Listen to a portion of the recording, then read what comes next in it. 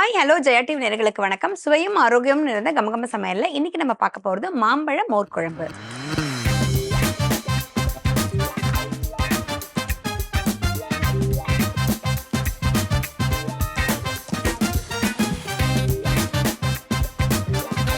இந்த ரெசிபியை பண்றதுக்கு தேவையான பொருட்கள் என்னென்னு பார்க்கலாம்.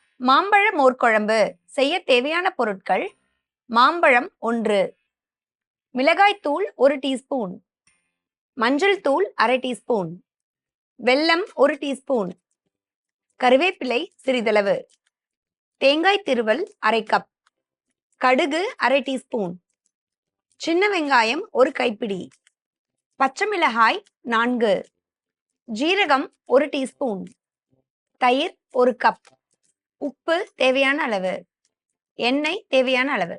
மாம்பழ மோர்குழம்பு பண்றதுக்கு தேவையான பொருட்கள் என்னென்னு பார்த்தாச்சு. எப்படி பண்றதுன்னு இப்ப பார்க்கலாம். இப்ப ஃபர்ஸ்ட் வந்து மோர்குழம்புக்கான மசாலா அரைக்க போறோம். தேங்காய் திருவல் இது மாதிரி ஒரு கப் எடுத்துக்கோங்க. பச்சை மிளகா, காரத்துக்கு ஒரு 3 பச்சை மிளகா. நமக்கு வந்து மோர் குழம்புங்கிறதுனால இனிப்பு இருக்கும். அதனால நீங்க வந்து ஒரு 3ல இருந்து 4 பச்சை மிளகா நம்மளுடைய காரத்துக்கு ஏற்ற மாதிரி நம்ம போட்டுக்கலாம். இது கூடவே கொஞ்சமா சின்ன வெங்காயம், ஒரு 4-5 சின்ன வெங்காயம் போட்டீங்கன்னா போதும். ஜீரகம் 1 டீஸ்பூன். இது எல்லாத்தையும் சேர்த்து அரைச்சு கொண்டு வந்துடலாம்.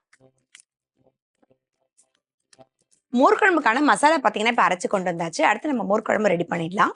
ஒரு பேன் வச்சிருக்கோம். இந்த பேன்ல பார்த்தீங்கன்னா இப்போ நம்ம எதுவுமே தாளிக்கெல்லாம் போறது கிடையாது. டைரக்டா நம்ம வந்து மாம்பழத்தை ஆட் பண்ணிடலாம். மாம்பழத்தை இந்த மாதிரி வந்து பார்த்தீங்கன்னா நார் இல்லாத மாம்பழமா இருக்கிறது பெட்டரா இருக்கும். கொஞ்சம் பெரிய பெரிய பீசஸா நம்ம வந்து தோலோட போடும்போது நமக்கு வந்து கரையாம இருக்கும். மாம்பழ சீசன்ல தான் வந்து பார்த்தீங்கன்னா நமக்கு வந்து இந்த மாதிரி மாம்பழம் நிறைய கிடைக்கும் போது இந்த மாதிரி பண்ணீங்கன்னா உங்களுக்கு ரொம்ப நல்லா இருக்கும். இது கூடவே காரத்துக்கு ஒரு 1 டீஸ்பூன் அளவுக்கு மிளகாப்பொடி, இது கூடவே ஒரு 1/4 டீஸ்பூன் மஞ்சப்பொடி, ஒரு 4 பச்சை மிளகாயும் சேர்த்துக்கலாம். கொஞ்சம் கருவேப்பிலை, இது கூடவே தேவையான அளவுக்கு தண்ணி, இது கூடவே உப்பு,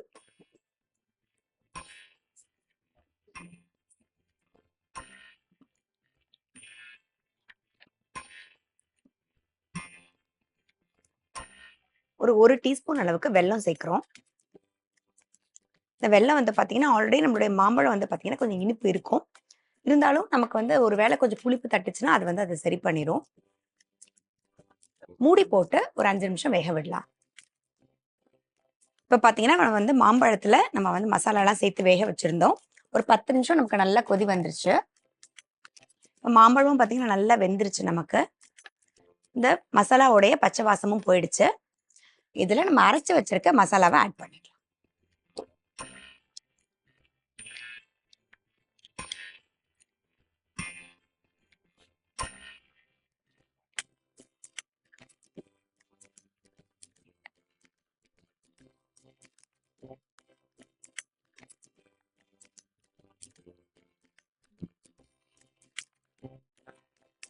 இப்போ மசாலா பார்த்தீங்கன்னா நம்ம வந்து ஆட் பண்ணியாச்சு. ஒரு பக்கம் அது நல்லா நமக்கு வந்து கொதிச்சுட்டு இருக்கு. அதுக்குள்ள நம்ம வந்து தயிரை வந்து பார்த்தீங்கன்னா கொஞ்சம் மோர் ஆக்கிக்கலாம்.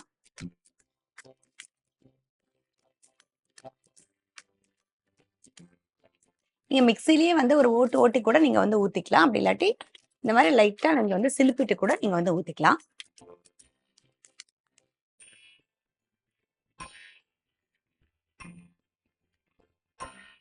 இப்போ இந்த மோரை நம்ம சேர்த்துடலாம்.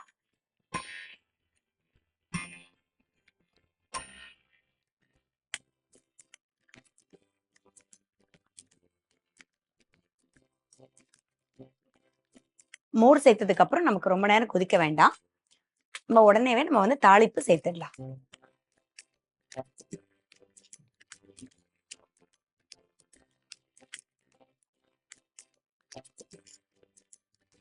கொஞ்சம் கடுகு, நம்ம ஏற்கனவே ஜீரகம் வந்து சேர்த்து அரைச்சிருக்கோம். இருந்தாலும் கொஞ்சமா ஜீரகம்,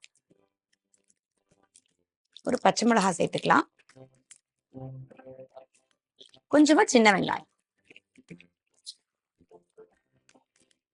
கொஞ்சம் கருவேப்பிலை,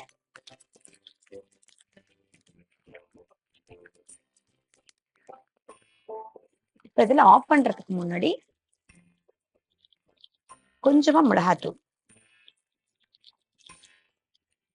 ஆஃப் பண்ணியாச்சு. இப்போ நம்ம இதில் சேர்த்துடலாம்.